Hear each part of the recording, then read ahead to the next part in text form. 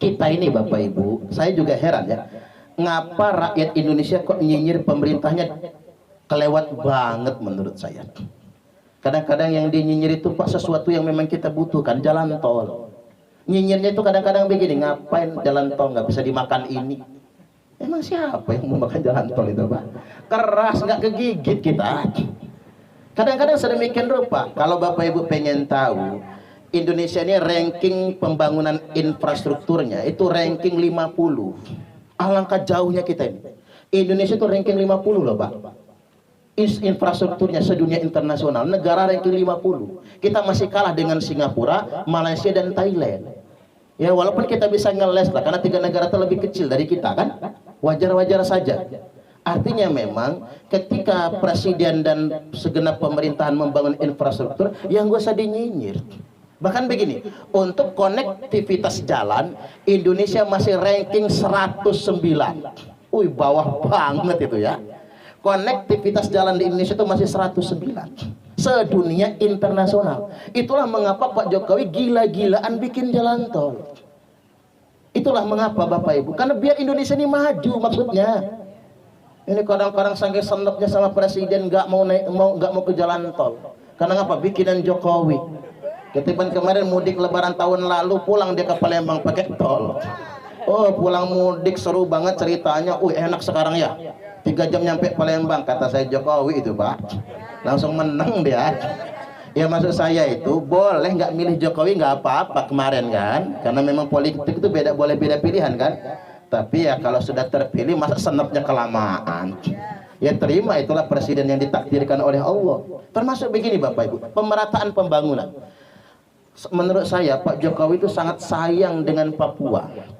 Kok Papua dibangun? Coba dari segi ekonomi, kapan pulang modalnya? Mohon maaf betul, mungkin sampai kiamat nggak pulang modal itu ya.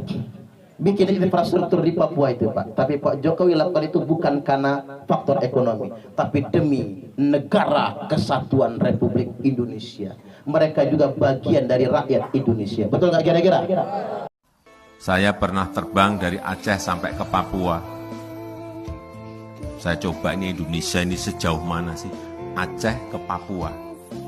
Berapa dibutuhkan? Lewat terbang dengan pesawat 9 jam 15 menit.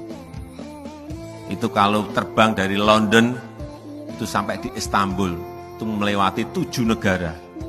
Artinya betapa sangat besarnya negara ini.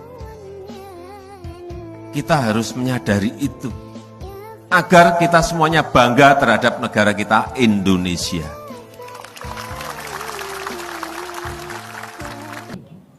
Kemudian Bapak Ibu, pemerataan pembangunan, kalau dulu fokus di Pulau Jawa, sekarang pemerataan pembangunan lebih besar di luar Jawa. Bahkan yang mengejutkan dunia internasional adalah IKN, Ibu Kota Nusantara. IKN itu Smart City. Kalau saya lihat dari video desainnya itu Bapak Ibu, nanti semua kantornya bagus-bagus, megah, alami. Transportasi publik semua 80% transportasi publik, sisanya adalah pejalan kaki dan kemudian pesepeda. Nggak boleh bawa mobil pribadi di sana. Dan kemana-mana 10 menit sampai. Apa kata dunia internasional? Itu revolusi baru Indonesia. Malaysia berdecak kagum. Semua negara-negara internasional berdecak kagum. Tepuk tangan dulu. Biar yang nyinyir IKN pada sadar dulu kan. Jangan sampai sedemikian rupa. Dan Bapak Ibu, pada kesempatan kali ini ingin saya tegaskan bahwasanya proyeksi Presiden Jokowi tahun 2045 nanti Indonesia sejajar dengan semua negara maju. Nah, justru negara maju ketakutan. Karena mereka semua ketakutan Bapak Ibu, gimana caranya agar Indonesia ini kacau, benturan, gagal menjadi negara maju. Ingat Pak Harto enggak? Pak Harto itu hampir pencet tombol, Indonesia lepas landas dari negara berkembang menjadi negara maju. Tapi gagal Bapak Ibu. Siapa yang menggagalkan? Negara Barat. Sekarang juga begitu, mulai mau digagalkan juga. Mulai dari dibatalkannya Indonesia tuan rumah Piala Dunia U20.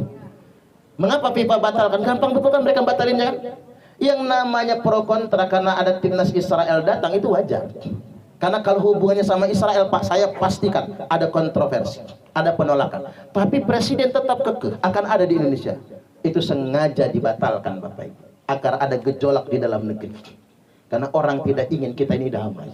Ada saja upaya untuk mengadu domba antar sesama bangsa Indonesia. Hanya gara-gara sepak bola. Coba ribut di pemberitaan, jagat pemberitaan dan jagat media sosial. Seakan-akan begini, orang nggak rela kalau Indonesia itu rukun-rukun saja. Orang nggak rela kalau kita semua baik-baik saja. Jadi sekarang ini Bapak Ibu nggak usah bertanya ini salah siapa dibatalkan. Tanya sama FIFA. Apa alasannya membatalkan? Begitu dia menjelaskan apa alasannya, karena tragedi Kanjuruhan katanya. Takut itu terjadi pas Piala Dunia. Masya Allah. Jadi artinya alasan itu sengaja seolah-olah dibuat-buat sedemikian rupa. Tapi kalau saya berpikir lebih besar, ternyata ini ada upaya dari pihak asing untuk membuat kita ini tidak saling percaya antara sesama anak bangsa.